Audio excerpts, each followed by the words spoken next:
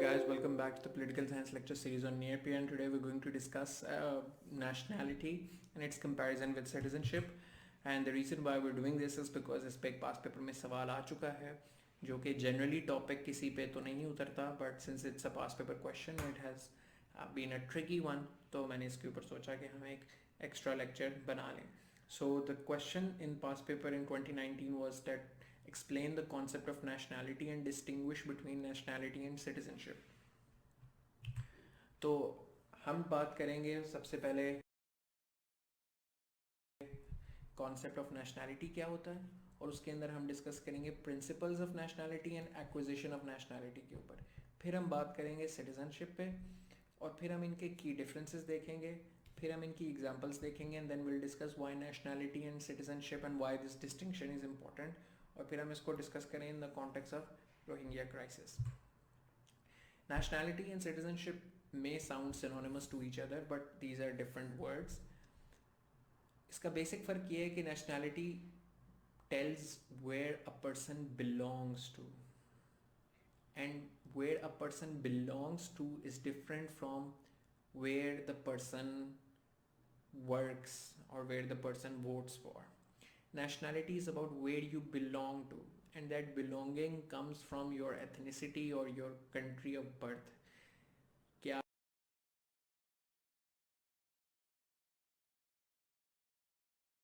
आपकी पैदाइश कहाँ की है, आपकी रंग नस्ल क्या है, और ये आपकी एथनिसिटी, आपकी country of birth could be direct result of your birth at that place, और इट कुड बी कि आपके पेरेंट्स की वहाँ पर बर्थ होगी. सो फॉर इंस्टेंस अमेरिका के अंदर जो सेकंड जनरेशन इमिग्रेंट्स हैं पाकिस्तानी, वो in terms of nationality still अपने आप को पाकिस्तानी क्लेम करेंगे, हालांकि वो पैदा अमेरिका में हुए हैं.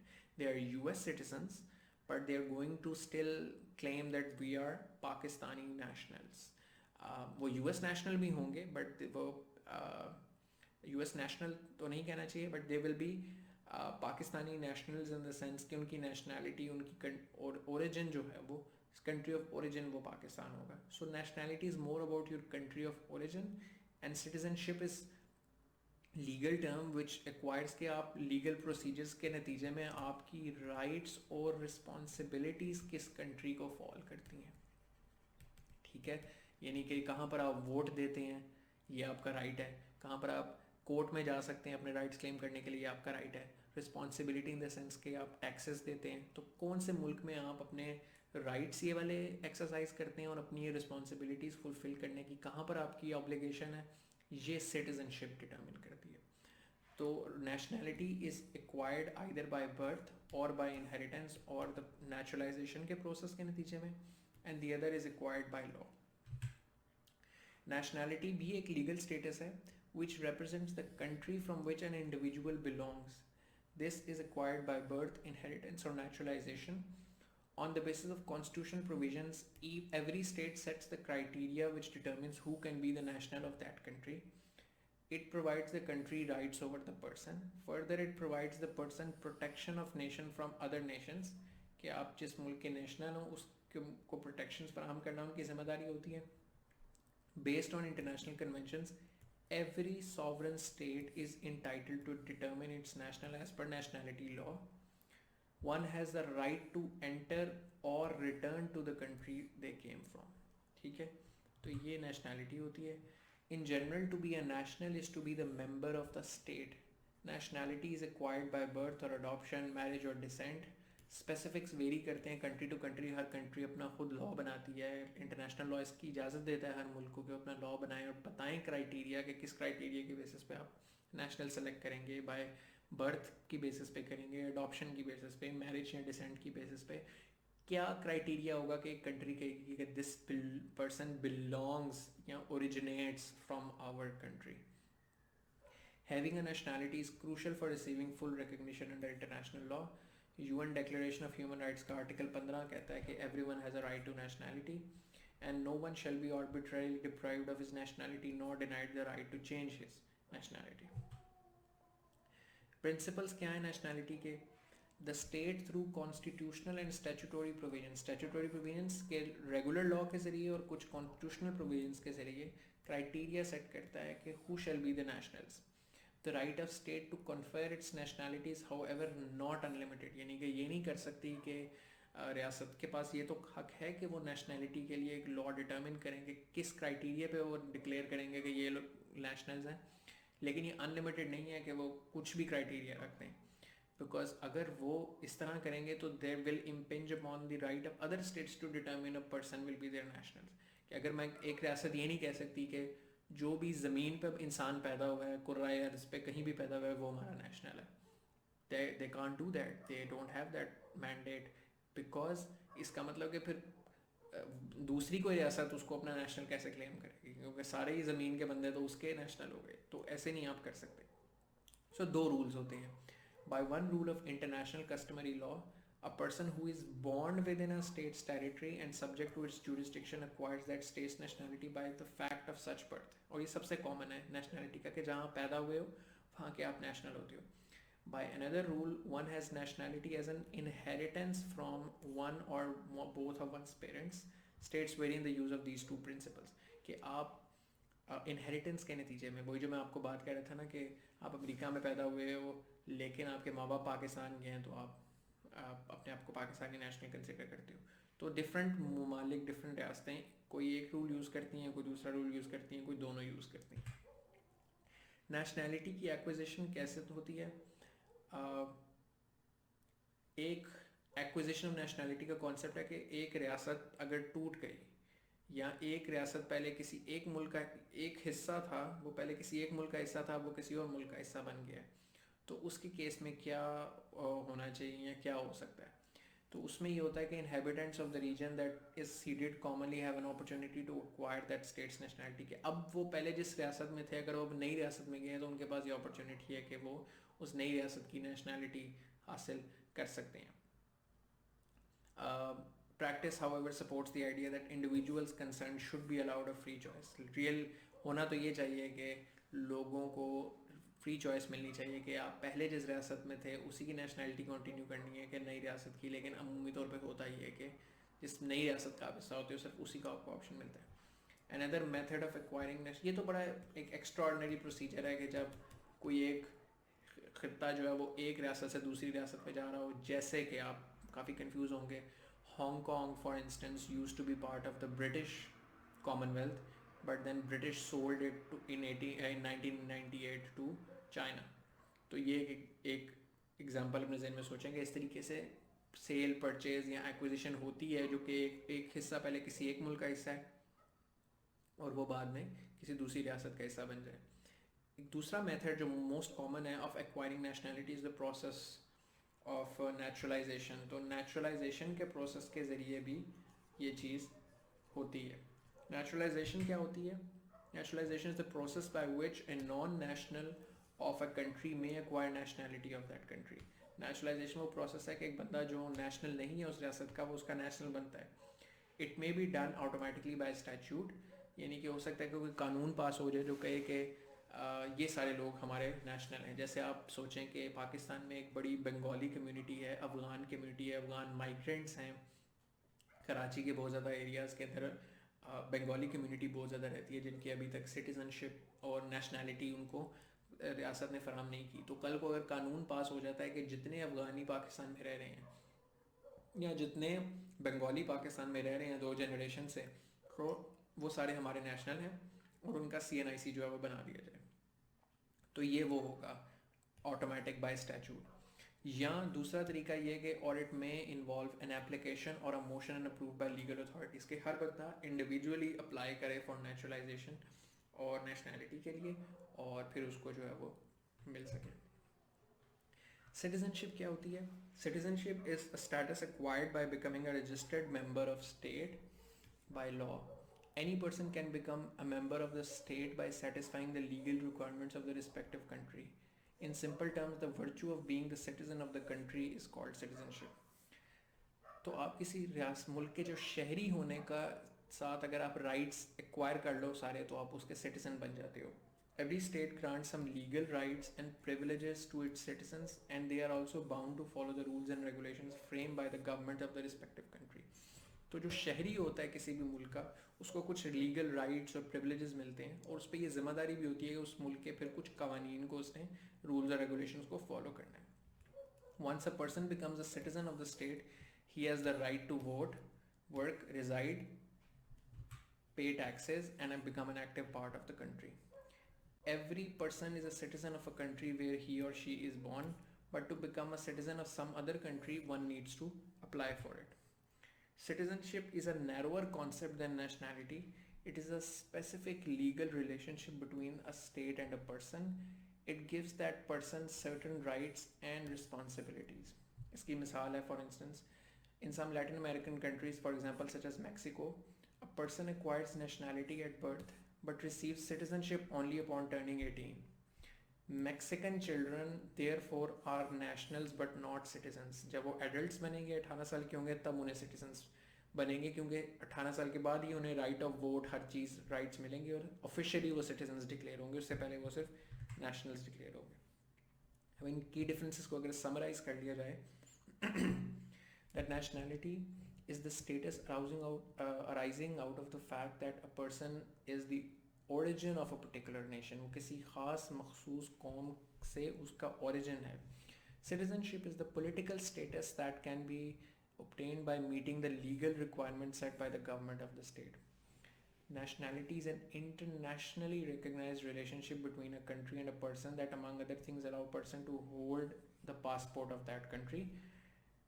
Citizenship is defined internally within each country to mean a status that supposedly allows the person full political rights in a country. The nationality is an ethnic and racial concept, and citizenship is a legal and juristic concept. The nationality of a person cannot be taken back once acquired. The citizenship of a person can be taken back. A person cannot be a national of more than one country generally, and a person can possess multiple citizenships of a time.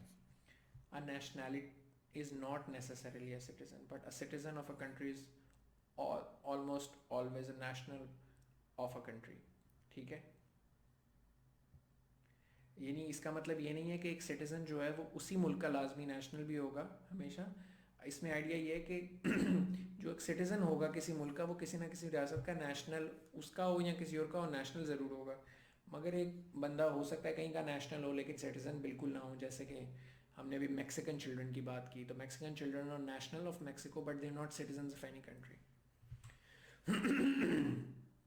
तो यही वही वाली बात जो हमने भी discuss की थी कि that nationality is the status arising out of having an origin of a particular nation, and citizenship is the political status obtain bye legal requirements. और ये हमने अभी जितने कॉन्सेप्ट्स डिस्कस किए हैं वही दोबारा यहाँ पे.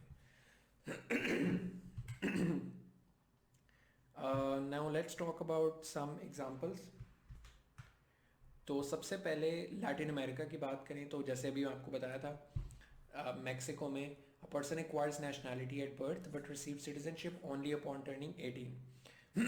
Mexican children therefore are nationals but not citizens. United States की अगर बात की जाए तो नॉट ऑल अमेरिकन नेशनल्स और ऑल्सो अमेरिकन सिटीजन. सारे अमेरिकन नेशनल्स अमेरिकन सिटीजन्स नहीं हैं. कैसे? ये कुछ एक्सेप्शनल सर्कमस्टांसेस हैं.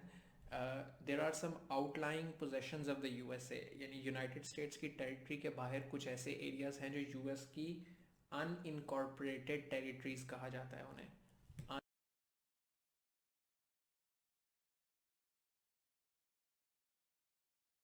अनइनकॉर्पोरेटेड टेरिटरीज यानी कि वहाँ पर यूनाइटेड स्टेट्स फेडरल गवर्नमेंट का रूल है, लेकिन वो ऑफिशियल उन 50 रियासतों में नहीं आती, और इसीलिए उनके पास सेनेट के कोई नुमाइंदे नहीं है. हाउस ऑफ रिप्रेजेंटेटिव में वो अपना कोई नुमाइंदा नहीं भेजते. आप ये सोचें कि यूएस के पास भी कुछ रियासतें हैं जो जैसे पाकिस्तान के पास आज़ाद जम्मू एंड कश्मीर और गिलगित है, उसी तरह कुछ रियासतें यूएस के पास भी हैं. वहाँ पर people can get an American passport because they are national of US and live and work in the US, but they can not vote or hold elected office. पहले माजी में वो कुछ आउटलाइन पोजेशंस में Guam, Puerto Rico and US Virgin island थे, यहाँ पर सिर्फ नेशनैलिटी अलाउ की जाती थी, सिटीजनशिप नहीं दी हुई थी. But Aahista Aahista 20th century के अंदर कांग्रेस ने gradually extended citizenship to these inhabitants. अब सिर्फ 2 ऐसी आउटलाइन पोजेशंस रह गई हैं यूएस की, ये भी अनइनकॉर्पोरेटेड टेरिटरीज़ हैं और ये भी अनइनकॉर्पोरेटेड टेरिटरीज़ हैं, लेकिन दो इन अनइनकॉर्पोरेटेड टेरिटरीज़ ऐसी रह गई हैं इन पांच में से कि जो जहाँ पर इनको नेशनैलिटी तो है लेकिन सिटीज़नशिप नहीं है, क्योंकि गुआम, पोर्टोरिको और यूएस वर्जिन आइलैंड्स में सिटीज़नशिप अब दे दी गई है। Only American Samoa which is in south Pacific ocean, इसकी तकरीबन 55,000 के करीब लगभग आबादी है, और स्वेन्स आइलैंड के अंदर नेशनैलिटी है लेकिन इनके अंदर अभी तक सिटीज़नशिप नहीं दी गई। ये दोनों पैसिफिक ओशन के अंदर ही हैं आइलैंड्स, यहाँ पर सिटीज़नशिप एक्सटेंड नहीं की गई। तो समोआ के अंदर तो तकरीबन 55,000 के करीब लोग हैं, स्वेन्स आइलैंड में तकरीबन सिर्फ 17 लोग हैं। तो that makes kind of sense, but this still has a decent population. तो ये एक एग्जांपल है कि दुनिया में अभी भी रियासतें मौजूद हैं जहाँ पे अमेरिका की रियासतें मौजूद हैं जिनको नेशनैलिटी मिली हुई है मगर सिटीज़नशिप अभी तक नहीं मिली।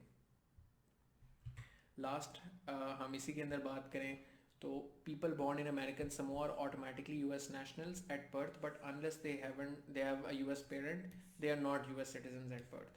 As non-US and as non-citizen US national, they hold US passports and can live and work in the US without restriction, but they cannot vote. तो पहले भी इसी तरह की दूसरी जो अनइनकॉर्पोरेटेड टेरिटरीज थी उनमें अमेरिकन कांग्रेस ने एक्सटेंड की थी सिटीजनशिप 20th सेंचुरी के अंदर, बट कांग्रेस ने अभी तक इन दोनों के अंदर वो एक्सटेंड नहीं की। अगर हम बरतानिया की बात करें तो वहाँ पर सिटीजनशिप और नेशनैलिटी की जो डिवीज़न अभी तक हम पढ़ रहे हैं उससे कई गुना ज़्यादा कॉम्प्लिकेटेड है, because of a legacy of colonialism की वजह से इतनी ज़्यादा टेरिटरीज थी ब्रिटेन के पास, फिर कुछ अलग हो गई, कुछ कॉमनवेल्थ का हिस्सा बन गई जो का क्वीन स्टिल रूल करती है, काफ़ी जगहों पर वही लोग यूरोपियंस ने सेटल करके पॉपुलेट कर लिए, तो इसलिए बहुत ज़्यादा कॉम्प्लिकेटेड वेब है। तो ये भी एक तरीका है बताने का, एक एग्जांपल के तौर पे कि वो जो उनके नेशनैलिटी और सिटीजनशिप में फ़र्क है, क्योंकि हमें यूके में नज़र आता है कि कोई क्लियर लाइन नहीं है। So there are 6 types of British nationality. They could one could be a citizen of UK, one could be the subject of UK, one could be the overseas citizen of the UK, one could be the overseas territory citizens of the UK, one could be overseas national, and one could be the protected person. ठीक है? And sometimes it is even possible to switch the categories, depend करता है कि उस मुल्क का कानून क्या कहता है और यूके ने उस मुल्क का क्या कानून छोड़ा था। For instance, before British handed Hong Kong over to Chinese on 1st July 1997, some British overseas territory citizens, जो कि उनका स्टेटस था overseas territory status का, उन्होंने अपने आप को स्टेटस चेंज करके अपने आप को overseas nationals जो है वो डिक्लेयर कर दिया। These overseas nationals, अब फ़र्क क्या था कि overseas nationals they could hold British passports and can receive protection from British diplomats, but they do not have the automatic right to live or work in Britain. So in Britain there are several types of citizenship and some nationals who are not citizens at all. अब ये important क्या है national होना और citizen होना किसी country का, because in international law अगर हम nationality की बात करें, nationality assumes significance in a variety of circumstances, जैसे कि extradition treaties होती हैं जो कि जैसे किसी बंदे को एक्स्ट्राडाइट करवा के अपने मुल्क में वापस लाना है, कि पाकिस्तान कहता है कि पाकिस्तान किसी XYZ मुल्क को कहता है कि आपके पास हमारा ये बंदा है, ये क्रिमिनल है, या इस बंदे ने हमारे मुल्क के खिलाफ दहशतगर्दी की है, कोई कार्रवाई की है, तो आप हमें ये मुल्क वापस करें। तो पाकिस्तान अगर तो एक्स्ट्राडिशन ट्रीटी होगी हमारी उस मुल्क के साथ तो ही वो मुल्क बाउंड होगा हमें हमारा नेशनल या हमें हमारा बंदा वापस करने के लिए। तो अगर तो ये इम्पॉर्टेंट हो गया ना नेशनल होना या ना होना किसी मुल्क का किसी रियासत के लिए, बिकॉज एक्स्ट्राडिशन ट्रीटीज़ में आप किसी मुल्क से क्लेम ही अपना बंदा तब कर सकते हो जब वो बंदा आपका नेशनल हो। Secondly in case extradition treaties के अंदर ये भी होता है कि आप कह सकते हो कि कोई एक बंदा है जो जिसने किसी मुल्क को नुकसान पहुंचाया है।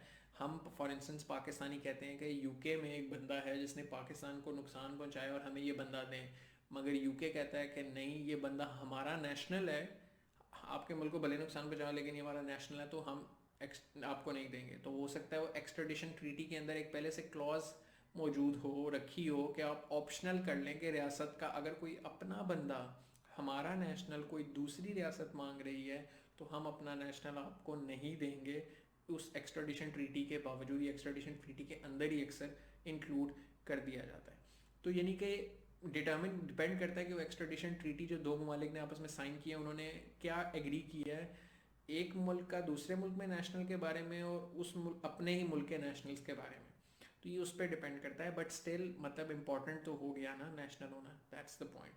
सेकेंडली, अगर तो किसी कोई रियासत किसी बंदे को अपने टेरिटरी से एक्सपेल कर देती है तो जिस रियासत का वो नेशनल है फिर उन पर जिम्मेदारी होती है कि वो उसको एक्सेप्ट करे। जैसे पाकिस्तान के बहुत ज़्यादा लोग यूएई, दुबई, यूएस के अंदर जाके काम कर रहे होते हैं और वो पाकिस्तानी नेशनल होते हैं, वहाँ के नहीं होते।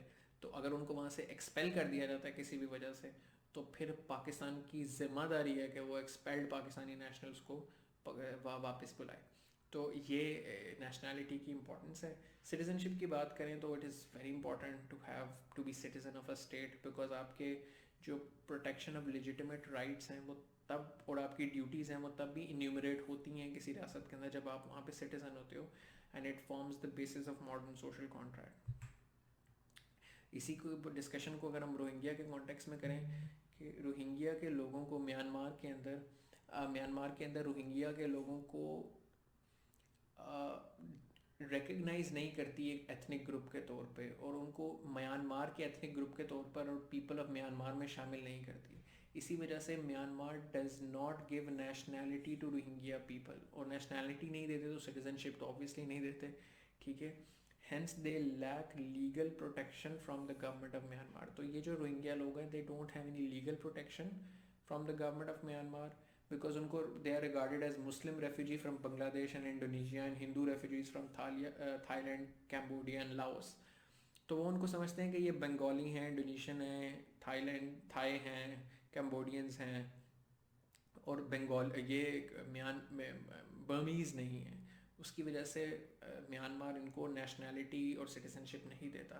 इसकी वजह से बिकॉज इन लोगों के पास कोई नेशनैलिटी नहीं है, कोई मुल्क, दुनिया का मुल्क इनको नेशनैलिटी नहीं देता, they are known as stateless entities. और उसके नतीजे में हमारे कॉन्सिक्वेंस नज़र आता है 2015 में कैसे रोहिंग्या रेफ्यूजी क्राइसिस बन गया कि जब रोहिंग्या म्यांमार के अंदर इन पर जुल्म होता है तो they have no state to go to, because they are not national of any state. No state is obligated to take them under international law either। कि वो जिस तरह हमने बात की थी ना कि अगर एक्सपेल किया जाता है तो जिसके वो नेशनल है वो रियासत उनको लेती है, लेकिन इनके तो कोई रियासत ही नहीं हुई क्योंकि किसी ने भी अपने लॉ के तहत इनको नेशनैलिटी नहीं दी हुई। तो that becomes an issue. Hence, it is very important that people are national of a particular country, associated by birth, and they have some citizenship rights of one or two countries where they can protect their rights, exercise their legal rights, and fulfill their duties and live as meaningful citizens. And I hope that this comprehensive lecture will answer any queries, anything related to this past paper question that I've been receiving numerous queries on. Thank you so much for watching this lecture, and I'll see you guys next time.